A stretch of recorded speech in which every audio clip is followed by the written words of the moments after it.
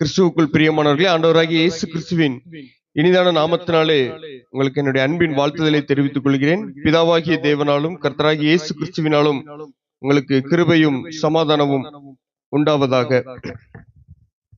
ஒரே ஒரு வசனத்தின் அடிப்படையில தேவனுடைய வார்த்தைகளை தியானித்து அதன் அடிப்படையில் நாம் தேவனுக்கு நன்றி செலுத்த இருக்கிறோம்.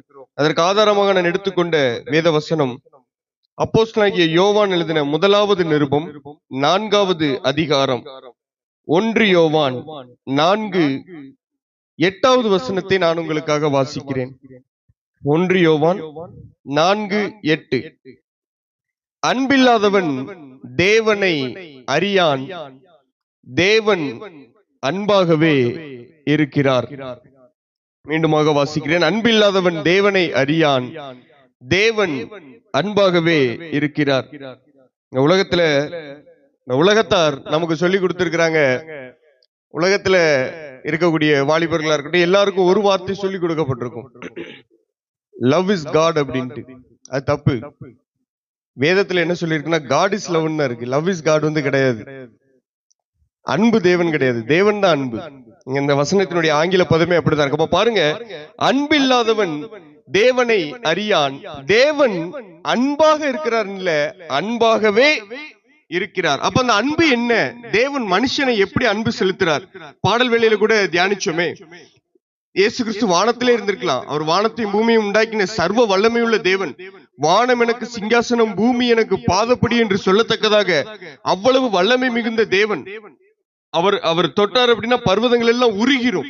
அவருடைய ஒரு வார்த்தை சொன்னார் அப்படின்னா எல்லாமே இல்லாம போயிடும். அப்படிப்பட்ட சர்வ வல்லமை உள்ள தேவன் மனிதர்கள் மீது அன்பா இருக்கிறேன் அப்படின்னு சொல்றாரு. அந்த அன்பை எப்படி அவர் வெளிக்காட்டினார் அப்படின்னா, இந்த மனிதர்கள் தேவனோடு கூட தான் உண்டாக்கின இந்த மனிதர்கள் அந்த உண்டாக்கின தேவனை மறந்து, படைத்தவரை மறந்து படைப்புகளோடு தங்களை ஐக்கியப்படுத்திக் கொள்றாங்க. அது மனிதரா இருக்கலாம், அல்லது வேற எந்த விதமான காரியமா இருக்கலாம், ஒரு பணமா இருக்கலாம், பொருளா இருக்கலாம். படைத்தவரை விட்டுட்டு படைப்புகளோடு தங்களை இணைச்சுக்கிட்டே இருக்கிறாங்க. இவர்களுக்கும் தேவனுக்குமான இடைவெளி பெருசாகிட்டே இருக்குது. ஏன்னா மனுஷன் தேவனை விட்டு என்னைக்கு தூரம் போறானோ அன்னைக்கு தேவனுடைய சத்தம் அவனுக்கு கேட்கப்படுவதில்லை. அப்ப தேவனுடைய சத்தத்தை கேட்காத ஒரு மனுஷன் தேவனுக்கு பிரியமான வாழ்க்கையை வாழ முடியாது. அப்ப அவனுடைய பாவம் பெருகிக்கிட்டே இருக்கு. இப்ப இன்றைக்கும் பாருங்க, இந்த கடைசி நாட்கள்ல எப்படிப்பட்ட ஒரு மோசமான ஒரு உலகத்துல இருக்கலாம், இப்படிப்பட்ட காரியங்களை கேள்விப்பட்டதே இல்லை. அவ்வளவு மோசமான செய்திகள் ஒவ்வொரு நாள் நடந்துட்டு இருக்கு. எதனால? மனுஷன் தேவனை விட்டு விலகி விலகி எவ்வளவு தூரத்துக்கு போறானோ அவ்வளவு தூரத்துக்கு அவன் தேவனுடைய சத்தத்தை கேட்க முடியாதபடிக்கு பாவத்தினால ஆளுகை செய்யப்பட்டிருக்கிறான். அப்ப இது இப்ப மாத்திரம் இல்ல, ஆரம்பத்தில இருந்து இது இப்படிதான் இருக்கு. இந்த பாவம் கொஞ்சம் கொஞ்சமா பெருகிட்டே தான் இருக்குது. அப்ப இப்படிப்பட்ட மனுஷன் தேவனை விட்டு விலகி போய்கிட்டே இருக்கிறான். இவனை தேவனோட சேர்க்கிறதுக்கு என்னது தடையா இருக்கு அப்படின்னா பாவம். ஒரே தடை. தேவனும் மனுஷனும் இணையக்கூடாதபடி இருக்கிற ஒரே தடை என்னதுதான்? பாவம். வேற எந்த தடையும், நீங்க வானத்துக்கு மேல ஒரு கான்கிரீட் போட்டு ஒரு செவரை போட்டு அடைச்சி மேல சூரியனே தெரியாத வரைக்கும் நம்ம அடைச்சு வச்சா கூட அது நம்மளை தேவனிடத்துல சேர்க்காம அது நம்மளை தடை பண்ண போறது இல்லை. மனுஷனுக்கும் தேவனுக்கு இடையில இருக்கக்கூடிய ஒரு தடை பாவம். இந்த பாவம் தான் நம் தேவனோடு கூட சேர முடியாதபடிக்கு இருந்தது. அப்போ இந்த அன்பின் தேவன் தான் உண்டாக்கின மனிதர்களை தன்னோடு கூட ஐக்கியப்படுத்திக் கொள்ளும்படியாக, இவர்கள் இழந்து போன இந்த தேவ உறவை புதுப்பித்துக் கொள்ளும்படியாக, மீண்டுமாக அவர்கள் பெற்றுக்கொள்ளத்தக்கதாக என்ன பண்றாருன்னா, பாடல் வெளியில தியானிச்சபடி வானத்திலிருந்து தேவன் வானத்திலிருந்தே மன்னிக்கல, பூமியில மனுஷனா என்ன பண்ணாரு? இறங்கி வந்தார். நம்ம ஒருத்தட்ட அன்பா இருக்கும்னு சொல்லிட்டே இருந்தோம்னா நம்ம திரும்ப சொல்லுவோம், எப்ப நீ சொல்றதுல பிரயோஜனம் இல்ல, முதல்ல என்ன பண்ணு, அதை செஞ்சு காமி. நீ எப்படி அன்பா இருக்குங்கிறத செஞ்சு காமி. அப்போ இங்க அதுக்கு அடுத்த 2 வசனத்துல தேவன் எப்படி நம்மை அன்பு செலுத்தினார், அது என்ன, தேவன் அன்பாகவே இருக்கிறார், அது என்ன அன்பு, எப்படி இந்த அன்பை அவர் வெளிப்படுத்தினார் அப்படிங்கிறத அடுத்த 2 வசனத்துல, இன்னும் ஒரு வசனத்துல வாசித்து நம் தேவனுக்கு இந்த அன்பை எண்ணிதான், வேற எந்த ஒரு காரணத்துக்காகவும் இல்ல. நீங்க எதுக்கு தேவனுக்கு நன்றி செலுத்துறீங்க, எதுக்கு தேவனுக்காக வைராக்கியமா வாழணும்னு ஆசைப்படுறீங்க? ஒரே ஒரு காரணம் தான், 1000 காரணம் இல்ல, ஒரே ஒரு காரணம் தான், தேவன் அன்பாகவே இருக்கிறார். பிரியமானவர்களே, இந்த காரணத்துக்காக தான் நம்ம தேவனுக்கு நன்றி செலுத்திருக்கிறோம். அப்ப அந்த அன்பு எப்படி வெளிப்படுதுன்னா, 9வது வசனத்தை வாசித்து பாருங்க. தம்முடைய ஒரே பேரான குமாரனாலே நாம் பிழைக்கும்படிக்கு தேவன் அவரை இவ்வுலகத்திலே, அவரை அப்படிங்கிறது இயேசு கிறிஸ்துவை இவ்வுலகத்திலே அனுப்பினதினால் தேவன் நம்மேல் வைத்த அன்பு வெளிப்பட்டது. முதல்ல அன்பு எப்படி வெளிப்பட்டது பாருங்க. இப்ப இதுல 2 விஷயத்த பாருங்க. நீங்க இதுல கிறிஸ்துமஸையும் பார்த்திடலாம், உலகத்தார் சொல்றபடி உயிர்த்தெழுந்த திருநாளையும் பார்த்திடலாம். அவர் முதல்ல பிழைக்கும்படி அவரை உலகத்துல அனுப்பினதுனால அன்பு வெளிப்படுது. ஆனா அது எங்க பூரணப்படுது பாருங்க, நாம் தேவனிடத்தில் அன்பு கூர்ந்ததுனால. 10வது வசனம், அவர் நம்மிடத்தில் அன்பு கூர்ந்து நம்முடைய பாவங்களை நிவர்த்தி செய்கிற கிருபாதார பலியாக தம்முடைய குமாரனை அனுப்பினதினாலே அன்பு உண்டாயிருக்கிறது. அப்ப இதுதான் தேவனுடைய அன்பு. தேவன் எனக்கு அதை செஞ்சார், இதை செஞ்சார், இதெல்லாம் அதுன்னு ஒரு பகுதி தான். தேவன் எனக்கு அநேக காரியங்கள் எனக்கு ஆசீர்வதிச்சிருக்கிறாங்க, தேவன் எனக்கு அதை செஞ்சாங்க, நான் இப்படி வியாதியா இருந்தேன், தேவன் எனக்கு விடுதலை கொடுத்தாங்க, இதெல்லாம் ஒரு பகுதி தான். ஒட்டுமொத்த அன்பின் சாராம்சம் 2 வசனத்துல இருக்கு. நம்முடைய ஒரே பேரான குமாரனை, அதாவது வானத்தை பூமியை உண்டாக்கின தேவன் இங்க பூமியில மனுஷனா வர்றது மிகப்பெரிய பாக்கியம், மனிதர்களாகிய நமக்கு கிடைத்த மிகப்பெரிய பாக்கியம். ஆனா அதுல பூரணத்தை காட்டல. அதுக்கு அடுத்த வசனத்துல காமிக்கிறார் பாருங்க, அதுக்கு அன்புல பூரணம் இல்லைன்னு சொல்ற. அதுக்கு அடுத்த வசனத்துல பாருங்க, நம்முடைய பாவங்களை நிவர்த்தி செய்கிற கிருபாதார பலி. அப்போ ஒரு இயேசு பாலகனாய் பிறந்து இந்த பூமியில வாழ்ந்தது சந்தோஷமான விஷயம். தேவன் நம்மோடு இருக்கிறார், இம்மானுவேல். அதுக்கு தேவன் நம்மோடு இருக்கிறார், தேவன் நம்மோடு இருக்கிறது சந்தோஷமான விஷயம். ஆமா, உண்மையிலே நர ஜீவன்களாகிய நம்மிடத்துல காணக்கூடாத தேவன், வானாதி வானங்களும் கொள்ளாத மிகப்பெரிய தேவன் இந்த மனிதர்கள் மத்தியில வாழ்ந்தார். 2000 வருஷத்துக்கு முன்பாக இந்த பூமியில அவருடைய பாதங்கள் பட்டிருக்கு அப்படிங்கிறது உண்மையிலே சந்தோஷமான விஷயம். ஆனா அதோட நிக்கல. அதுல சந்தோஷம் எனக்கு அதுல பூரணப்படலை. அந்த சந்தோஷம் எப்ப திரும்ப பூரணப்பட்டுச்சு? இவர் இந்த பூமியில அநேக அற்புதங்கள் செய்ததினால் மாத்திரமல்ல, அதனால அல்ல, அவர் அற்புதமான போதனைகள் கொடுத்திருக்கிறாரு. உலகத்துல அன்புன்னா என்ன அப்படிங்கறத காண்பிச்சு கொடுக்கறதுக்காக அநேகமான சத்துருக்களை சிநேகிங்கள்னு யார் சொல்ல முடியும்?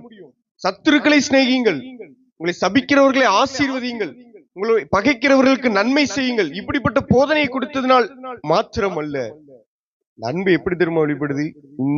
இந்த மனுஷனால தேவன் எதிர்பார்க்கிற அளவு பரிசுத்தமா என்னால வாழவே முடியாது. ஏன்னா எனக்குள்ள பாவம் இருக்கு.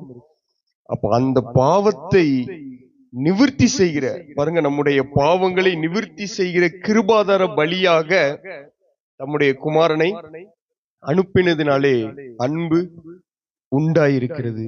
இதுதான் தேவனுடைய அன்பு. அந்த பூமியில நடந்தது மாத்திரமல்ல, யோசித்து பாருங்க. இந்த இடத்துல ஒரு உதாரணத்துக்கு சொல்றேன். ஒரு 3.5 வருடம் இயேசு கிறிஸ்து வானத்தை பூமியை படைத்த தேவன் இந்த குதிரைமொழி பகுதியில நடந்து அநேக ஜனங்களை பார்த்து ஊழியத்தை நிறைவேற்றிருக்கிறாங்கன்னு வச்சுக்கிடுவோம். இது சந்தோஷமா இருக்கும், அப்படிதானே? வானத்தையும் பூமியும் படைச்ச கடவுள் இந்த குதிரைமொழி மண்ணில் நடக்கிறாரு அப்படிங்கிறது சந்தோஷம். அப்படியே இந்த குதிரைமொழியில் உள்ள மக்களுக்காக, இவர்கள் தேவனிடத்துல சேர்க்கப்படணுங்கிறதுக்காக அப்படி நடந்து கொண்டிருந்த ஒரு தேவன், அங்க ரத்தமும் சதையும் சதை கிழிக்கப்பட்டு ரத்தம் சொட்ட சொட்ட தன்னுடைய ஜீவனை சிலுவையில கொடுத்து மரித்து அடக்கம் பண்ணப்படுகிறது. அன்பினுடைய எவ்வளவு மேன்மையான காரியம்!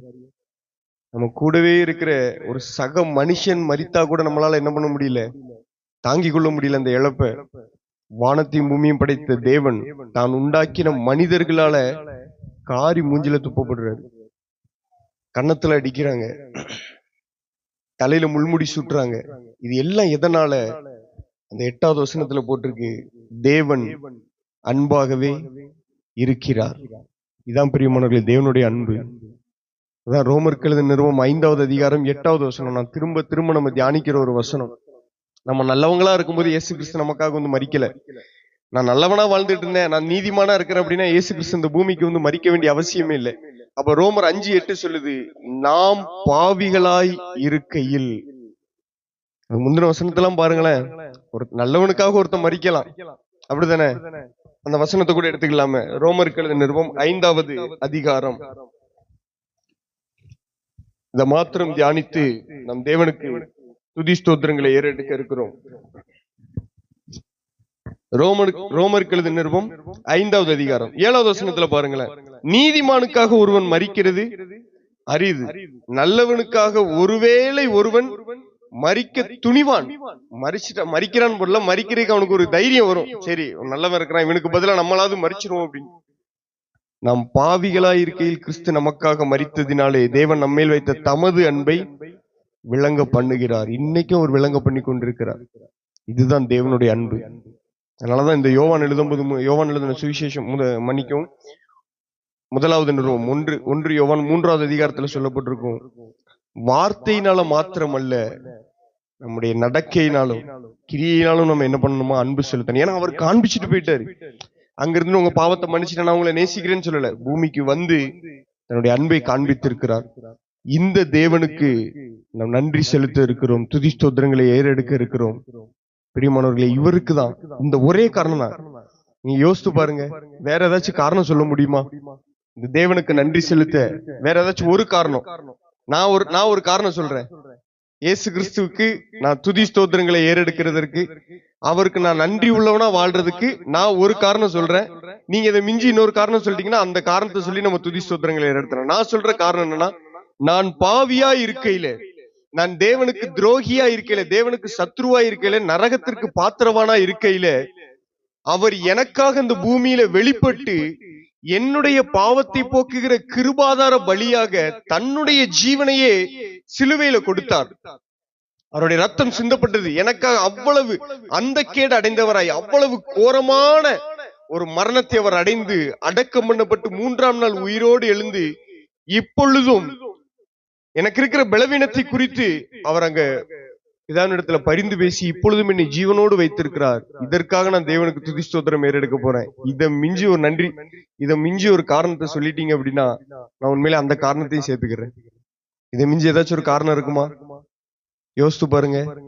நம்மை தேவனிடத்துல சேர்க்கும்படி, நம்மை தேவனோடு கூட சேர்க்கும்படி, நாம் தேவனோடு கூட இணையும்படியாக, அவரோடு கூட ஐக்கியம் கொள்ளும்படியாக குறித்த காலத்திலே கிறிஸ்து அக்கிரமக்காரராகி எனக்காக மரித்தார். எனக்காக மாத்திரமல்ல, நம்ம ஒவ்வொருவருக்காகவும் மரித்தார். இதற்காக துதி ஸ்தோத்திரங்களை ஏறெடுக்க இருக்கிறோம். பிரியமானவர்களே, நம்ம அப்படியே ஜெப நிலையில இருப்போமா? முடிந்தவர்கள் எழுந்து நின்று ஒரு சில நிமிடம் தான், ஒரு சில நிமிடங்கள் இந்த அன்பிற்காக நம் தேவனுக்கு துதி ஸ்தோத்திரங்களை ஏறெடுக்க இருக்கிறோம். நான் திரும்பவும் சொல்றேன், நான் பாவியா இருக்கையில் கிறிஸ்து எனக்காக மரித்தார். இதை எண்ணி நினைவு கூறுவோமா? இந்த சிலுவை காட்சியை நாம் எண்ணி பார்த்து நம் தேவனுக்கு நம்முடைய ஆராதனையை செலுத்துவோமா?